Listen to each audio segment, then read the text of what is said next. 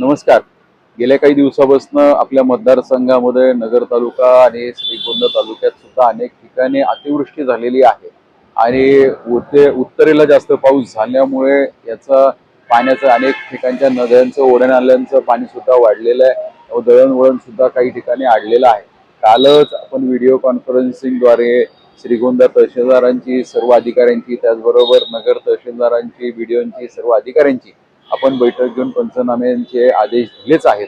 पण मी स्वतः हा जो आपला प्रदेशचा दौरा चालू होता हा मी वरती विनंती केली आणि आमचे महाराष्ट्रभर सर्व पक्षाचे दौरे थांबून आता आपत्कालीन परिस्थितीची पाहणी करायचे आदेश वर्ण एसटीने तो दिलेच आहेत.